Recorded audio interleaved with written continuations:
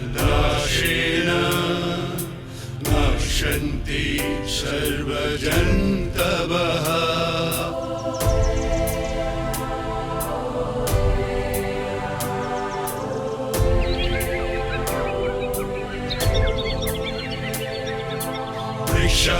मित्राणि च श्वाकम् इत्थं विचार्य रक्षणं सदा। নমস্কাৰ, সুষমা বসুন্ধৰাৰ 16 সংখ্যক খণ্ডটিলৈ আপোনাক আদৰণি জনাইছোঁ। লক্ষ্যৰ দিশত আগবাঢ়ি যোৱাৰ সময়ত যিকোনো কামৰ ক্ষেত্ৰত পৰিকল্পনা আৰু কৌশল যদি সঠিক হয় তেতিয়া কামটো অতি সহজ যেন লাগে। ভবামতে সকলো নিজে নিজে হৈ উঠা যেন লাগে। পথছোৱা অতি মসৃণ যেন লাগে। গছবোৰ সোনকালে ডাঙৰ হোৱা যেন লাগে আৰু ৰোৱা শাকবোৰ যেন সোনকালে বাঢ়িছে এনে লাগে। এনে হোৱাৰ কাৰণটোৱেই হ'ল সঠিক পৰিকল্পনা, কৌশল আৰু যথোপযুক্ত অংশগ্ৰহণ। কেতিয়াবা বছৰৰ পাছত বছৰ সাধাৰণ ঘৰ এটি আধৰুৱা হৈ পৰি থকা দেখা যায়। কেতিয়াবা কম সময়তে খাপে খাপে দালানবোৰ ওখ হৈ গৈ থকা আমি দেখোঁ। কোনো পথ বছৰ বছৰ ধৰি ভগা চিগা ভাগেই থাকে। কেতিয়াবা ক'ৰবাত কম দিনতে পথছোৱা সুন্দৰকৈ সোনকালে হৈ উঠে। আঁচনি এটি কিমান বিলম্ব ঘটিব বা কিমান সোনকালে হৈ উঠিব সেয়া নিৰ্ভৰ কৰে সঠিক পৰিকল্পনা, কৌশল আৰু যথোপযুক্ত অংশগ্ৰহণ আৰু পৰিচালনা বা মেনেজমেণ্টৰ ভিত্তিত। সুষমা বসুন্ধৰাৰ যাত্ৰাত আমি তাকেই মন পুতি কৰি যাব খুজিছোঁ। পৰিকল্পনা, কৌশল, যথোপযুক্ত অংশগ্ৰহণ আৰু পৰিচালনা সকলো সময়তে সমভাৱে আৰু ভাৰসাম্য ৰক্ষা কৰি আগবাঢ়ি যাব খুজিছোঁ। আমাৰ পৰিকল্পনা, বিশেষজ্ঞসকলৰ কৌশল, আপোনাৰ অংশগ্ৰহণ আৰু সামূহিক পৰিচালনা এই 4টা স্তম্ভ। এনেকৈ আগবাঢ়ি যাব সুষমা বসুন্ধৰা। এয়া প্ৰকল্পৰ কাঠামোৰ কথা, লক্ষ্যপ্ৰাপ্তিৰ দিশলৈ ধাৱমান হ'বলৈ লোৱাৰ প্ৰাথমিক আয়োজনখিনিৰ কথা। সকলো মিলাই আগবাঢ়োতে প্ৰতিটো স্তম্ভ নিজা নিজা ক্ষেত্ৰত অৱশ্যে ৰৈ নাথাকে। ইয়াৰ মিশ্ৰণ ঘটিব।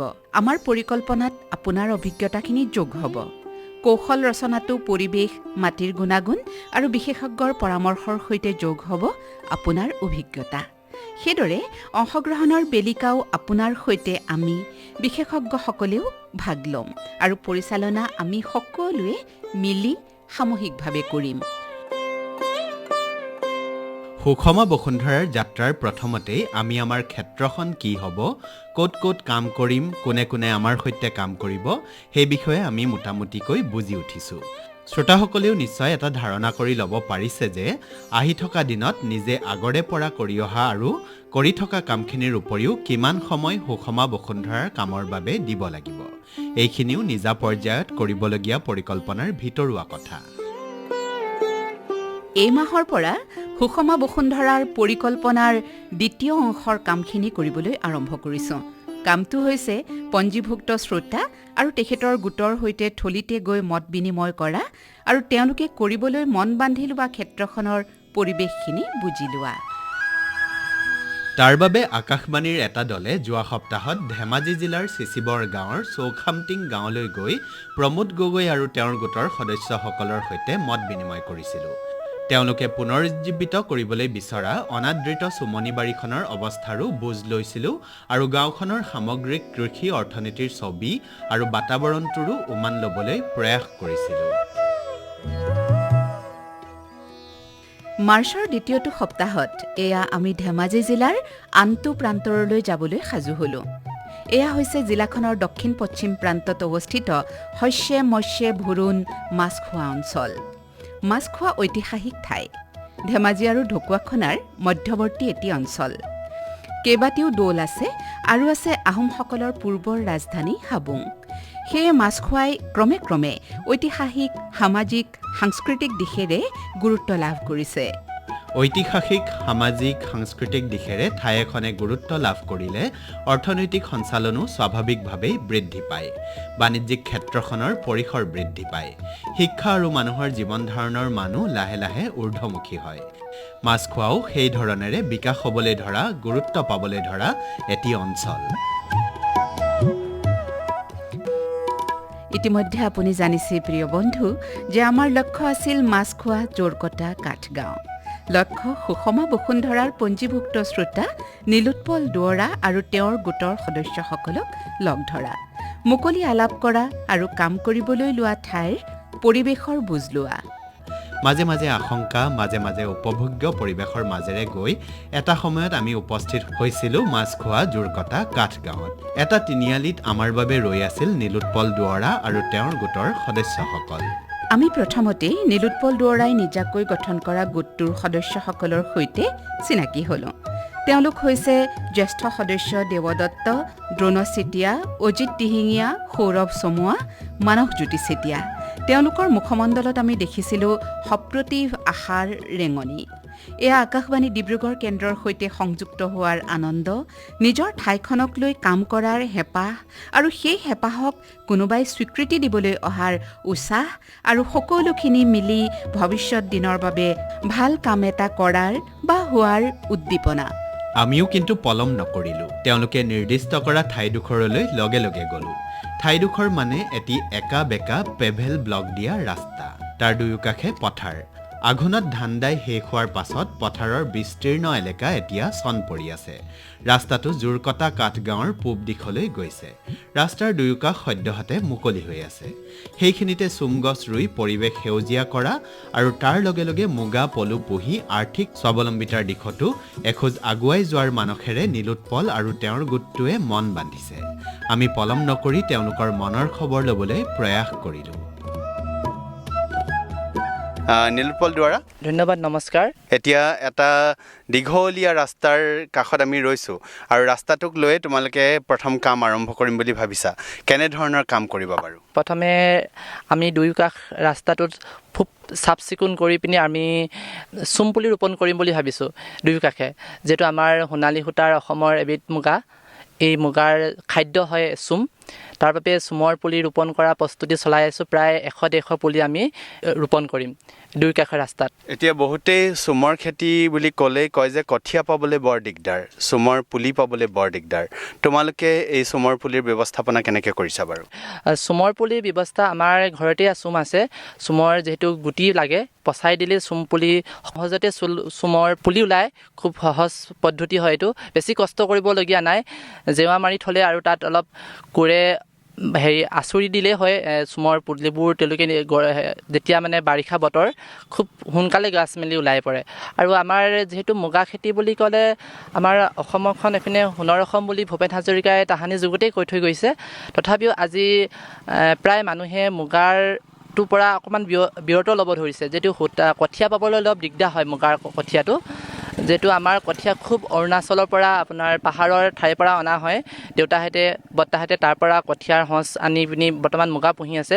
এতিয়াও আমাৰ ঘৰত মুগা পুহি আছে। আপোনাৰ মুগা মাইকী ওলাইছে, মুগা বৰ মুগা হয় আৰু 2 এদিনত মুগা পকিব। এতিয়া মুগা পকিব, তাৰপাছত মুগাৰ সূতা উলিয়াই সেইখিনি বজাৰলৈ নিয়াৰলৈকে এটা দীঘলীয়া কাম আহি পৰে। সেই কামখিনিৰ বিষয়ে অলপ আভাস দিয়াচোন। যিহেতু মুগা চুমনিত আপোনাৰ 2টা জাতৰ মুগা আছে, জেঠুৱা আৰু জাৰুৱা বুলি কয়। 2টা মুগা পালন কৰা হয়, আমি কৃষকসকলে পালন কৰোঁ। জেঠুৱাটো আপোনাৰ বহাগ মাহৰ পৰা আপোনাৰ খৰিকা এৰিবলগীয়া হয় মুগা চুমনিত। বহাগ আৰু জেঠ এই 2টা মাহত মুগাখিনি সম্পূৰ্ণ পকি শেষ হয়। আৰু যিটো জাৰুৱা মুগা হয়, আঘোণমহীয়াই কঠীয়া বিচাৰি আনি পিনি সংৰক্ষণ কৰিবলগীয়া হয়। আঘোণমহীয়া, আঘোণ, পুহ আৰু মাঘ এই 3 মাহৰ ভিতৰত তেওঁলোকে পকি উঠে। খুব এটা কষ্ট কৰোঁ, এটা দীঘলীয়া পৰিক্ৰমাও হয়। আৰু যিহেতু মুগা বাঁহ যি পখিলা ওলাব, পখিলাৰ পৰা কণী ফুটিব, কণী ফুটিহে সৰু হৈ ডাঙৰ হ'ব। এনেকৈ এটা মানে দীঘলীয়া পৰিক্ৰমা কৰিবলগীয়া হয়। মুগা ঘৰত পোহাও হয় আৰু ঘৰত কটাও হয়। আৰু লগতে মই তাতো বওঁ। খুব মুগাৰ খেতি, যিহেতু ঘৰতে মুগা পুহোঁ, ঘৰত মুগা পুহিয়ে নিজকে স্বাৱলম্বী কৰিবলৈ সক্ষম হৈছোঁ। মুগা সূতা ঘৰতে উৎপাদন কৰোঁ আৰু বজাৰেও পাইছোঁ, বজাৰখনো পাইছোঁ, খুব সুন্দৰ বজাৰ এখনো। আমাৰ ইয়াতে মাছখোৱাটো যিটো সূতাৰ ঘৰ, তাতো আমি সূতাবোৰ তেওঁলোকৰ ঘৰত দিওঁগৈ, তেওঁলোকে ৰাখে। তাৰ পৰা আমি যথেষ্ট লাভৱান হৈছোঁ মুগা পুহি। যেতিয়া তুমি চোম গছৰ খেতি কৰিম বুলি কৈছা ৰাস্তাৰ দুয়োকাষে, কিন্তু খেতি বুলি ক'লে আমি ভাবোঁ যে 1-2 বিঘা মাটি লৈ তাত এখন চুমনি থাকে আৰু তাত মুগা পুহিবলৈও সহজ বা গছখিনি প্ৰতিপালন কৰিবলৈও সহজ। কিন্তু তোমালোকে চোম গছ ৰুবলৈ এটা দীঘলীয়া ৰাস্তা বাছি লৈছা আৰু ৰাস্তাৰ দুয়োপাৰে ৰুবা। গছবোৰ জীয়াই থাকিব বুলি তোমালোকে ভাবানে বাৰু? জীয়াই ৰাখিবলৈ মানে যিহেতু যত্ন কৰিব লাগিব খুব প্ৰতিদিনে আহি চাব লাগিব পুলিটো ভাল হৈছে বেয়া হৈছে গৰু ছাগলীৰ পৰা নিৰাপদে ৰাখিবলৈ আমি গোৱাল বনাই ৰাখিব লাগিব প্ৰায় ৩-৪ বছৰ যদি আমি জেওৰা ভেটি ৰাখোঁ তাৰপিছত গৰু ছাগলীয়ে দিগদাৰ কৰিব নোৱাৰে ২-৩ বছৰ কষ্ট হ'ব আমি দলটোৱে আমি কষ্ট কৰিম বুলি ভাবিছোঁ যিমানখিনি পাৰোঁ আমি আমাৰ ফালৰ পৰা চেষ্টা কৰিম আপোনাৰ আজি তাৰিখত এতিয়া মুগাৰ কেজি আপোনাৰ ২৬,০০০ চুইছেগৈ ১ কেজি সূতাৰ দাম ২৬,০০০ হৈছে তাৰ কাৰণে লাভ হ'ব বুলি মই ভাবিছোঁ আৰু সেইটোৱে মুগাৰ যিটো চুম পুলি ৰোপণ কৰা পদ্ধতিটো মই বাছি ল'লোঁ আপোনাৰ পৰিচয়টো দিয়ক নমস্কাৰ মোৰ নাম শ্ৰী দ্ৰোণ চেতিয়া মোৰ ঘৰ মাছখোৱা দেওঘৰীয়াত কিন্তু জুৰুকটা কাটগাঁও মোৰ নিচেই ওচৰ আৰু নীলোৎপলৰ যিখিনি মানে কৰ্ম সেইবিলাকত অলপ দিহা পৰামৰ্শ দিবৰ কাৰণে আমাক সঘনে মাতি থাকে আমি আহি থাকোঁ ইতিমধ্যে নীলোৎপলে কৈছেই যে মানে পুলিবোৰ ঘৰতে আছে আৰু হয় ময়ো নিজে কেইবাবাৰো মানে পুলি চুম পুলি মানে পচাই পেলাই ৰুইছোঁ নিজেও ৰুইছোঁ আৰু বহুত মানুহক মই বিক্ৰীও কৰিছোঁ ২০ টকা দি এটা পুলিত বিক্ৰী কৰোঁ মানুহটো সিহঁতৰ সমানকৈ যাতে গৰুৱে ছাগলীয়ে ঢুকি নোপোৱা এনেকুৱা জোখত মানে কৰি পেলাই কেইবাবাৰ বিক্ৰীও কৰিছোঁ এতিয়া বৰ্তমান কিন্তু নীলোৎপলৰ ঘৰতে আছে বুলি কৈছে পুলিবিলাক আমি পুলিবোৰ মানে মাটিয়ে চাটিয়ে গুৰি সৰহকৈ মাটি থকাকৈ খানি আনি পেলাই জেগাই আমি ৰুম এটা নিৰ্দিষ্ট দূৰত্বত আৰু গৰু ছাগলীয়ে যাতে অনিষ্ট কৰিব নোৱাৰে তাৰ কাৰণে আমি বেৰা দিম ঘৰতে বাঁহ আছে সেই বাঁহবিলাক কাটি আমি মানে জেওৰা দিম আৰু ইমান ধুনীয়া এটা ৰাস্তা মানে চাওঁতে মনটো বহুত ভাল লাগিছে কাৰণ দুয়ো কাষে পথাৰ আৰু একেবাৰে মুকলি পথাৰখন এতিয়া আপুনি যিহেতু এই গাঁৱৰ বাসিন্দা নহয় য'ত আপোনালোকে কৰ্মক্ষেত্ৰ বাছি লৈছে আপুনি নিজৰ গাঁৱতো নিজাববীয়াকৈ পৰিৱেশ সংৰক্ষণেই হওক বা অৰ্থনৈতিক কিছু লাভৰ বাবেই হওক কিদৰে বৃক্ষৰোপণৰ কাৰ্যসূচী নিজাববীয়াকৈ কৰি আছে সেই বিষয়ে অলপ কওক ৰেডিঅ'টো প্ৰচাৰ হৈছে মই যে যিবিলাক মানে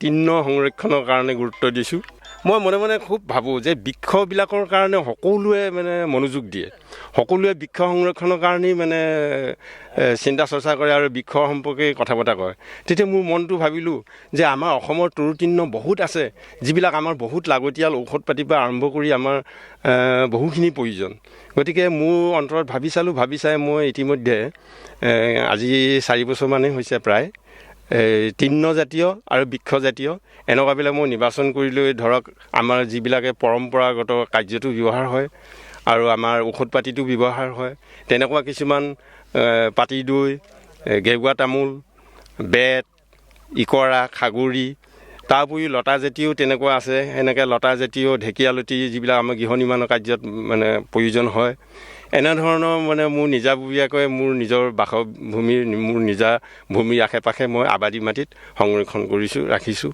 আৰু এতিয়া এই আজি কিছুদিনৰ আগত আমাৰ মিচিং ভাই ভনীসকলৰ যিটো আলি আই লৃগাং হৈছে তাতো মোৰ ঘৰৰ পৰা যথেষ্ট তেওঁলোকে কৌপাত নিছে তৰাপাত নিছে সেইখিনিও মই মানে যোগান দিব পাৰি মানে মনতে খুব আনন্দ পাইছোঁ প্ৰথমতে আপোনাৰ চিনাকিটো দিয়ক নমস্কাৰ মোৰ নাম শ্ৰী দেৱদত্ত মোৰ ঘৰ ধেমাজি মাছখোৱা জুকটা নগাখিলীয়া গাঁৱত কিদৰে আগবাঢ়ি যাম বুলি ভাবিছে বাৰু আমি ধৰক মানুহে জীয়াই থাকিবলৈ আমাক বিশেষকৈ বায়ুটো শুদ্ধ লাগে আৰু ধৰক গছ গছনি বিশেষ লাগে আমি সেইটো পৰ্যায়কৈ এই উদ্যোগটো স্থাপন কৰিব কাৰণে আমি নীলোৎপল দ্বাৰা সহায় সহযোগ কৰিছোঁ আৰু আমি এই ৰাস্তাৰ দুই কাষে প্ৰায় ২০০ জোপা চুম ৰুম বুলি আমি ভাবিছোঁ আপুনি কুটিৰ শিল্পৰ যোগেদি নিজৰ উপাৰ্জন কৰাৰ উপৰিও বিভিন্নজনক সহায় কৰি আছে আৰু এই কুটিৰ শিল্পৰ উদ্যোগটো জীয়াই ৰাখিছে এতিয়া এই কুটিৰ শিল্পৰ উদ্যোগটো গঢ়ি তুলিবলৈ আৰু এই শিল্পটোক আগবঢ়াই নিবলৈ প্ৰকৃতিৰ সৈতে এটা নিবিড় সম্বন্ধ থকাটো কিন্তু খুবেই জৰুৰী এতিয়া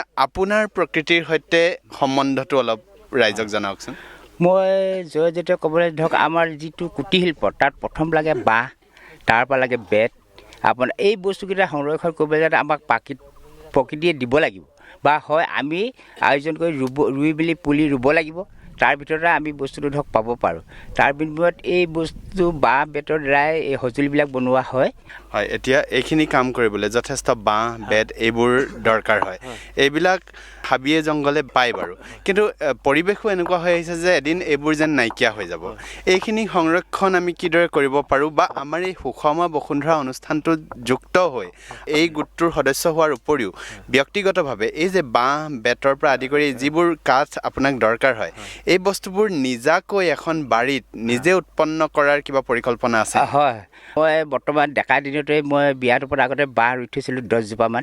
সেই বাঁহতে মই যদি 2ডাল কাটোঁ আকৌ 4ডাল ৰুওঁ, তেনেকৈয়ে মই ধৰক বেত যদি এডাল কাটোঁ আকৌ তেনেকুৱা 4জোপা ৰুওঁ। তেনেধৰণে মই যেনেধৰণে ধৰক কামত ব্যৱহাৰ কৰিছোঁ তেনেধৰণে আকৌ বস্তুটো মই আগুৱাই নিয়াই আছোঁ। এজোপা যদি বাঁহ কাটোঁ তেনেকুৱা 2জোপা মই ৰুওঁ। ধন্যবাদ। প্ৰথমেই আপোনাৰ পৰিচয়টো দিয়ক। নমস্কাৰ, মোৰ নাম শ্ৰী অজিত দিহিঙীয়া, ধেমাজি ডিষ্ট্ৰিক্টৰ মাছখোৱা বাবাম গোহাঁইগাঁৱত মোৰ ঘৰ।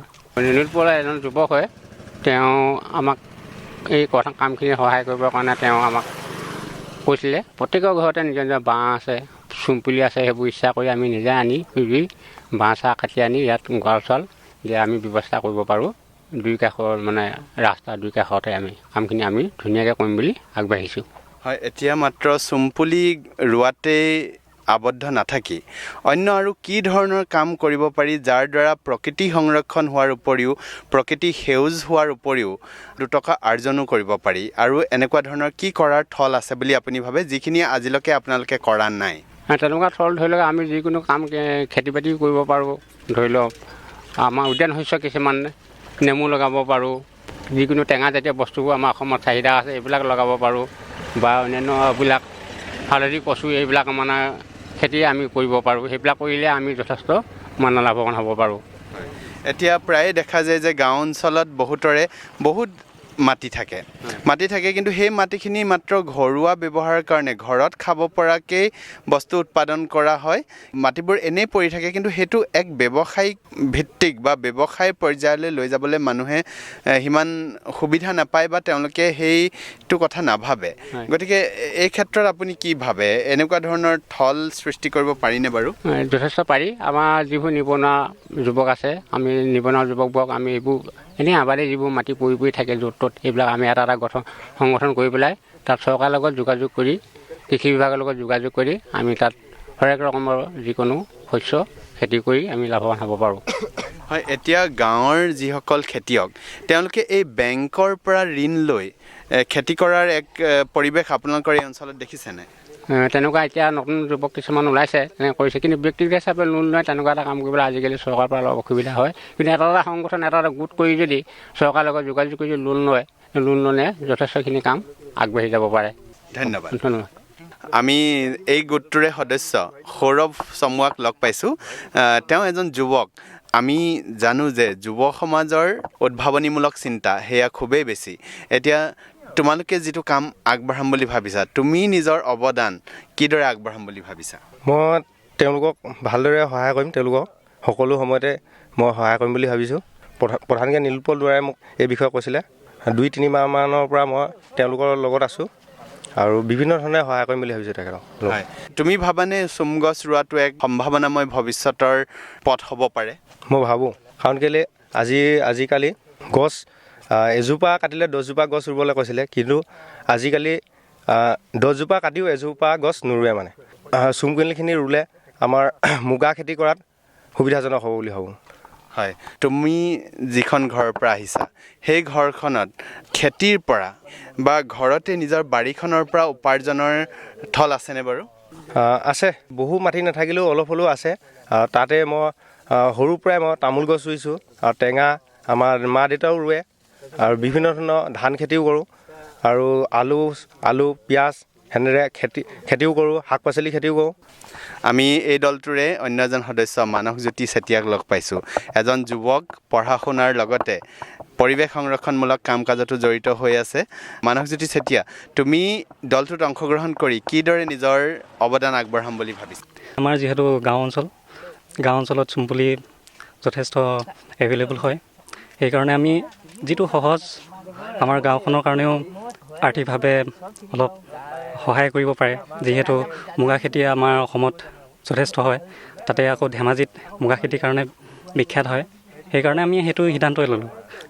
যিহেতু চুম গছ এজোপা পুলি অৱস্থাত ৰুবা সেইজোপা ডাঙৰ হ'বলৈ তাৰ পৰা উৎপাদন হ'বলৈ অলপ সময় দৰকাৰ হয় এই সময়খিনিত কিন্তু ধৈৰ্যৰো দৰকাৰ হ'ব আৰু বহুতে কয় যে যুৱ সমাজৰ ধৈৰ্য নাই তুমি কি বুলি ভাবা এই ক্ষেত্ৰত এইটো কোৱা কথা ধৈৰ্য সকলোৰে আছে যিহেতু সকলোৱে এটা ষ্টেজৰ পৰা শিকিব লাগিব ধৈৰ্যটো আমি বিভিন্ন ক্ষেত্ৰত আমি উদাহৰণ দিব পাৰোঁ যুৱসকলে কেনেধৰণে ধৈৰ্য ধৰিছে এই পুলিবোৰৰ পৰা উৎপাদন হ'ব তোমালোকে উপাৰ্জন কৰিব পাৰিবা তাৰ পাছতো এই কাৰ্যটো ভৱিষ্যতলৈও আগবঢ়াই নিয়াৰ থল আছেনে নাই বাৰু নিশ্চয় আছে আমাৰ যি পদক্ষেপ দেখিব বাকীবিলাক মানুহে পদক্ষেপৰ লৈ মানে আমাক লৈ ইনস্পায়াৰ হ'ব পাৰে আমি যিহেতু এটা পৰিৱেশ সংৰক্ষণৰ লগতে উপাৰ্জন কৰিলে আৰু লগতে আমি পৰিৱেশ সংৰক্ষণো কৰিলোঁ ধন্যবাদ হ'ব আমি এইখিনিতে এই গাঁৱৰে এজন জ্যেষ্ঠ ব্যক্তিক লগ পাইছোঁ তেখেত কিন্তু এই ক্ষেত্ৰত যথেষ্ট অভিজ্ঞ তেখেতে আগৰ পৰা যথেষ্ট মুগা খেতি কৰিছে গতিকে নতুন প্ৰজন্মই যি এই ক্ষেত্ৰত আগবাঢ়ি যাম বুলি ভাবিছে তেওঁলোকৰ বাবে তেওঁৰ কথাখিনি এক পথ প্ৰদৰ্শক হ'ব বুলি আমি আশা কৰিছোঁ বৰদেউতা আপোনাৰ নামটো কি মোৰ নাম শ্ৰী ষষ্ঠী টুৰা এতিয়া বৰ্তা আপুনি মুগা খেতি আগৰ পৰাই কৰে বুলি সকলোৱে কৈছে কৰিছিলোঁ সৰুৰ পৰাই কৰা আমি এইবিলাক খেতি কিন্তু ইমান উপকৃত হ'ব নোৱাৰিলোঁ এতিয়া আপুনি উপকৃত হ'ব নোৱাৰিলোঁ বুলিয়ে প্ৰথমতে কৈছে নোৱাৰিলোঁ মানে কাৰণখিনি কি বাৰু নহয় তেতিয়া আচলতে কঠীয়াটো আমাৰ ইয়াত পাবলৈ টান হয় আঁতৰ পৰা আনিবলগীয়া হয় আৰু কিছুমান ঠাইত কঠীয়াটো ভাল পায় কিছুমান ঠাইত অলপ হেৰি বেয়া হ'লে বেয়া ভাল হ'লে ভালেই হয় গতিকে কঠীয়াৰ সমস্যা এটা আছে যিটো যুৱ সমাজে যেতিয়া এই খেতি কৰিবলৈ আগবাঢ়িব তেওঁলোকে এই ক্ষেত্ৰত বিশেষ মনোযোগ দিব লাগিব নহয় জানো ইয়াতে উৎপাদন কৰিবলৈ যত্ন কৰিব লাগিব এতিয়া তাৰোপৰি ভাল কঠীয়াই পালে বুলি ধৰিলোঁ তাৰপিছত ৰোপণ কৰিব লাগিব ৰোপণ কৰাৰ পিছত আহিব পৰা সমস্যাবিলাক আৰু প্ৰত্যাহ্বানবিলাক কি বুলি আপুনি ভাবে বাৰু প্ৰত্যাহ্বানটো আছে প্ৰাকৃতিক দুৰ্যোগো আছে শিল পৰিলেও বেয়া হয় চৰাই চিৰিকটি সেইবিলাকতো আছেই সেইবিলাকতো কোনো ডাঙৰ কথা নহয় চৰাই চিৰিকটিটো সৰুতে যদি শিলটো পাই যায় তেতিয়া মুগাটো নষ্ট হৈ যায় এইবিলাক প্ৰাকৃতিক দুৰ্যোগ এইবিলাক আমি বাধা দিব নোৱাৰোঁ কিন্তু কিদৰে নিজৰ লোকচানটো কমাব পাৰিব আৰু কিবা উপায় আছে নেকি এনেকুৱা ধৰণৰ এনেকুৱা পদ্ধতি কৰিব লাগিব এতিয়া সদ্য কঠীয়াৰ কাৰণে কমকৈ হ'লেও পুহি ৰাখিব লাগিব কোন মাহত বেছি শিল পৰে সেইটো নিৰীক্ষণ কৰিব লাগিব তাৰমানে এই বহাগলৈকে শিলটো থাকেই চনপৰা পথাৰডৰা এতিয়া হালধীয়া আৰু সেউজীয়াৰ কলাজৰ দৰে হৈ আছে পচিব ধৰা নৰাখিনি লাহে লাহে মাটিৰ সৈতে মিলি পৰিছে আনহাতে মানিমুনিকে ধৰি বিভিন্ন ধৰণৰ বনৰীয়া শাক বন সেউজীয়া হৈ জিলিকি উঠিছে হালধীয়াৰ মাজে মাজে সেই পথাৰডৰা পুনঃ কৃষি উৎপাদনৰ কামত ব্যৱহাৰৰ কথা অৱশ্যেই চিন্তা কৰিব পাৰি বা প্ৰাকৃতিকভাৱে গজি উঠা মানিমুনি আৰু পথ্য বনশাকবোৰেও কাৰোবাৰ বাবে সাময়িক অৰ্থনৈতিক সকাহ হৈ উঠিব পাৰে ইয়াৰ বাবে পৰিকল্পনাৰ বিশেষ প্ৰয়োজনো নাই লাগে মাথো দূৰদৰ্শী অৰ্থনৈতিক চেতনা আৰু যিকোনো কাম কৰাৰ সদিচ্ছা নীলোৎপল দুৱৰা আৰু তেওঁৰ গোটৰ সদস্যসকলৰ সৈতে কথা পাতি থাকোঁতে আমাৰ কল্পনাৰ ডেউকা উৰি গৈছিল ভৱিষ্যতৰ দিনলৈ দুয়োকাষে পথাৰখিনি কেতিয়াবা সেউজীয়া কেতিয়াবা হালধীয়া আৱৰণে চানি ধৰে তাৰ মাজে মাজে সৰ্পিল আকাৰে মুকলি পথছোৱা এই পথছোৱা এদিন সেউজীয়া হ'ব নীলোৎপল দুৱৰা আৰু তেওঁৰ গোটৰ সদস্যসকলে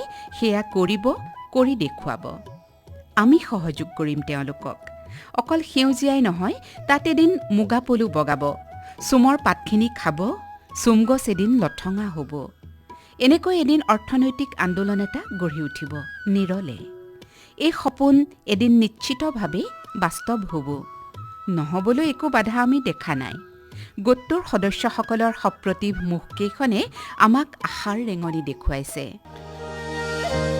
সেইদিনা গোটটোৰ সদস্যসকলৰ সৈতে কটাই আৰু জোৰকটা কাঠগাঁৱৰ সামগ্ৰিক পৰিৱেশৰ বিষয়ে বুজ লৈ উভতনি যাত্ৰাৰ বাবে আমি সাজু হলোঁ সন্ধিয়া পৰত আহিবৰ পৰত নীলোৎপল দুৱৰাৰ ঘৰৰ আন সদস্যসকলক মাতষাৰ দিবলৈও গ'লোঁ সকলোৰে মন প্ৰাণ উজ্জীৱিত ভাল কাম এটাৰ আৰম্ভণিৰ সুখ স্বপ্নত বিভোৰ তেওঁলোক সেই সুখ স্বপ্নক বাস্তৱ কৰি তোলাটোৱেই হ'ব এক প্ৰত্যাহ্বান এই প্ৰত্যাহ্বান আমি সকলোৱে গ্ৰহণ কৰিব লাগিব আমি সকলো মিলি এই প্ৰত্যাহ্বান গ্ৰহণ কৰিম কৰি জিকিম আৰু জিনিম নীলোৎপল দুৱৰাৰ ঘৰ এদিন আমাৰ ভাতঘৰ হওক এই আশা আৰু শুভেচ্ছাৰে সন্ধিয়াৰ ৰাঙলী বেলিটিক পিঠি দি আমি উভতিলোঁ ডিব্ৰুগড় অভিমুখে।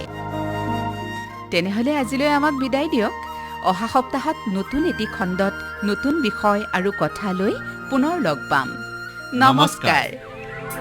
पवनः दुष्टतां यति प्रकृतिर्विकृतायते